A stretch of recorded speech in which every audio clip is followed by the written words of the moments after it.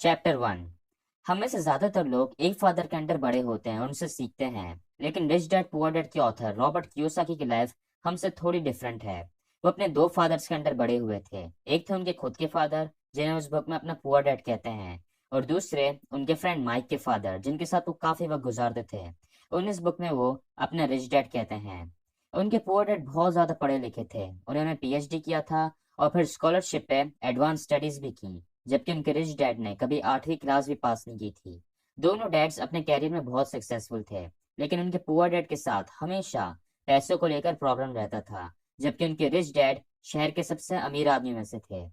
Poor dad ने मरने से पहले अपनी फैमिली के लिए बिल्स छोड़े, जबकि रिच डैड ने अपनी फैमिली के लिए मिलियंस ऑफ डॉलर्स छोड़े। दोनों डैड्स की सोच बहुत ही अलग थी। जैसे पुअर डैड कहते थे कि पैसों से प्यार ही सारी बुरे कामों की जड़ है, जबकि रिच डैड कहते थे कि पैसे ना होना सारे बुरे कामों की जड़ है। पुअर डैड कहते थे कि पढ़ाई करो, डिग्री लो और एक अच्छी जॉब ढूंढो, जबकि रिच डैड कहते थे कि पढ़ाई करो ताकि तुम आगे जाके एक अच्छी कंपनी बाय कर सको। पुअर डैड जॉब्स करने पर फोकस करते थे, जबकि रिच डैड सोचते थे कि वो कैसे दूसरों को जॉब्स दे सकते हैं।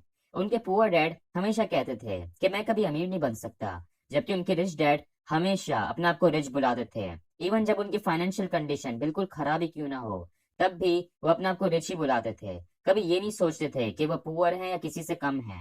इसका रीजन ये है कि हम जैसा सोचते हैं हमारी जिंदगी में वैसा ही होता है। दोनों डैड्स एजुकेशन को भी बहुत मानते थे, लेकिन अलग अलग चीजें पढ़ते थे। एक डैड अच्छी जॉब्स के लिए पढ़ते थे और दूसरे डैड अमीर बनने के लिए पढ़ते थे। पुअर डैड कहते थे कि मैं ये अफोर्ड नहीं कर सकता, मैं वो अफोर्ड नहीं कर सकता, जबकि रिच डैड को जब कुछ चाहिए होता था तो वो सोचते थे कि मैं ये कैसे अफोर्ड कर सकता हूँ। रिच डैड का मानना है कि अमीर बनने के लिए आपका दिमाग तेज होना चाहिए, और तेज दिमाग के लिए आपको अपने दिमाग को चलाना होगा।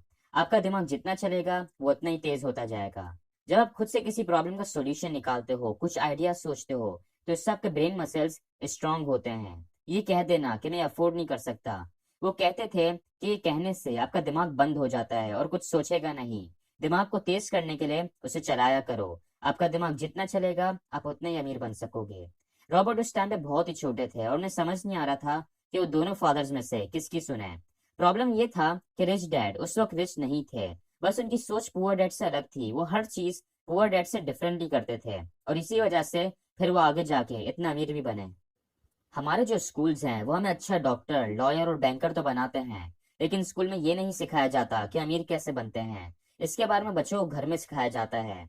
रिच लोग बचपन से ही अपने बच्चों को इस बारे में एजुकेशन देते हैं, जो कि ऑथर ने भी अपने रिच डैड से सीखी, और आज आप इस बुक समरी से सीखेंगे। ये भी याद रखना कि अगर पैसों से ज्यादा कोई इंपॉर्टेंट चीज है तो वो है नॉलेज। अगर आपको ये पता होगा कि आप किस तरह पैसे बना सकते हो, तो ये चीज आपके बहुत काम आएगी। पैसा आने जाने वाली चीज है, लेकिन नॉलेज आपके पास